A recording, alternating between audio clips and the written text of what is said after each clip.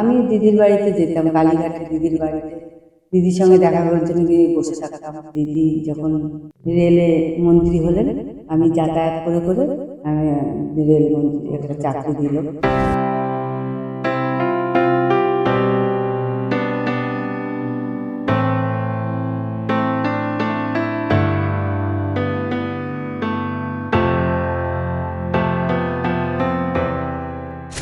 শহীদ পরিবার নিয়ে রাজনীতি থামছেই না। ঋতব্রত তৃণমূল বনাম কালীঘাটপন্থী তৃণমূলীদের মধ্যে রাজনৈতিক উত্তেজনা তুঙ্গে। সালটা 1993। 21শে জুলাই রাইটার্স অভিযানকে ঘিরে কলকাতা পুলিশ গুলি চালায়। সেই ঘটনায় নিহত হন বনগাঁর বাসিন্দা রঞ্জিত দাস। বর্তমানে কেমন আছেন রঞ্জিত দাসের স্ত্রী অর্পিতা দাস, চলুন দেখে নিন।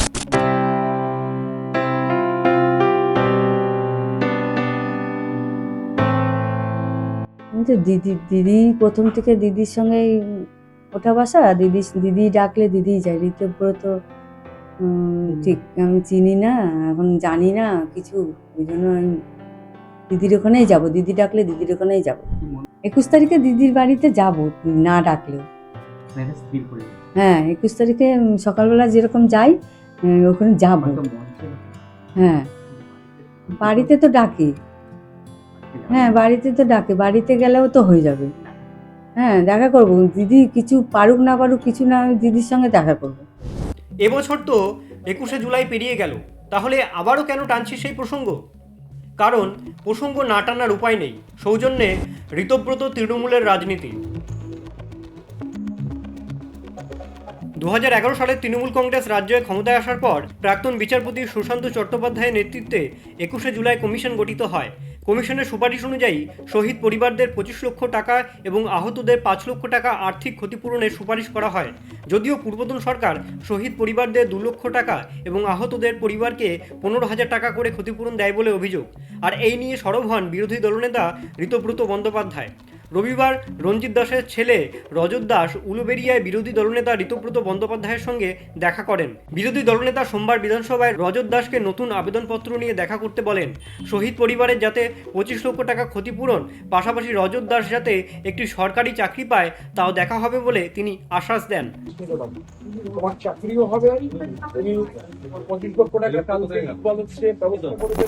ঋতব্রত বন্দ্যোপাধ্যায়ের বক্তব্য, যে শহীদ পরিবারগুলোর রক্তের উপর দাঁড়িয়ে মমতা বন্দ্যোপাধ্যায় ক্ষমতায় এসেছেন, সেই পরিবারগুলির সঙ্গে তিনি প্রবঞ্চনা করেছেন। আমরা রেডি করে দেবো ওর অ্যাপ্লিকেশনটা, যাতে এই 25 লক্ষ টাকা চিফ মিনিস্টার রিলিফ ফান্ড থেকে এই পরিবার পায়। আর অবশ্যই মাননীয় মুখ্যমন্ত্রীকে অনুরোধ জানাবো যে ওর যাতে একটা কাজের, পার্মানেন্ট কাজের ব্যবস্থা হয়। এটার জন্য আমরা দায়বদ্ধ। শহীদদের নিয়ে প্রবঞ্চনা করতে পারবো না। যে শহীদদের রক্তের ওপর দাঁড়িয়ে ডক্টর মমতা ব্যানার্জি তিনি সরকার করেছিলেন, তিনি সবার আগে কনভিনিয়েন্টলি শহীদদের ভুলে গিয়েছিলেন। শহীদ রঞ্জিত দাসের ছেলে রজত দাস আজকে তার চোখের জল তার সাক্ষ্য বহন করছে। এই বিষয়ে কালীঘাট তৃণমূলের বিধায়ক কুণাল ঘোষ তিনি কি বলেছেন শুনে নিন। যে শহীদ পরিবারের যে ছেলেটির কথা বলা হচ্ছে, সে সেই শহীদ পরিবারের সেই শহীদের ছোট ছেলে।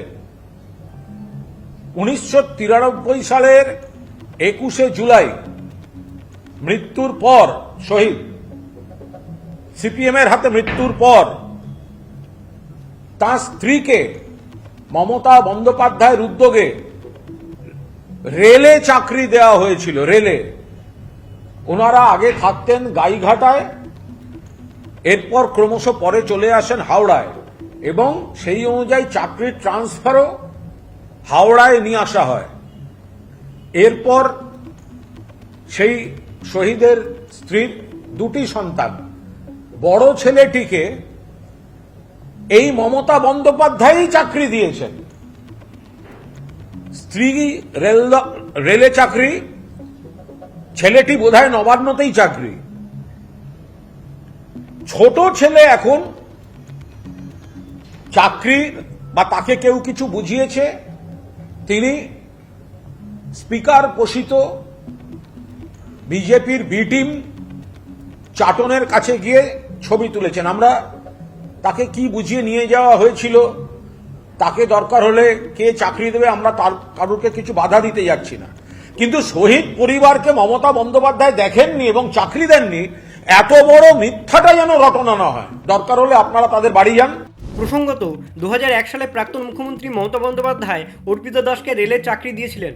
প্রতি বছর 21শে জুলাই ধর্মতলার সভায় রঞ্জিত দাসের স্ত্রী অর্পিতা দাস মমতা বন্দ্যোপাধ্যায়ের সভায় উপস্থিত হতেন। তবে এই বছরে অনুষ্ঠানে তার দুই ছেলে মেয়র রোডে ঋতব্রত তৃণমূল কংগ্রেসের সভায় যোগ দেন। অর্পিতা দাস নিজে মমতা বন্দ্যোপাধ্যায়ের সভায় যাননি।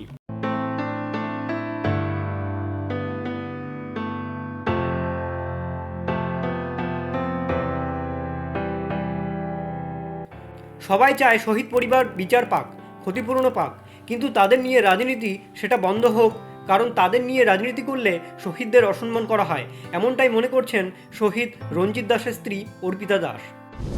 চোখ রাখুন পরবর্তী খবরে। আরও খবরাখবরের আপডেট পেতে পাবলিক মিডিয়া 24 চ্যানেলটিকে সাবস্ক্রাইব করে বেল আইকনটি প্রেস করে রাখুন।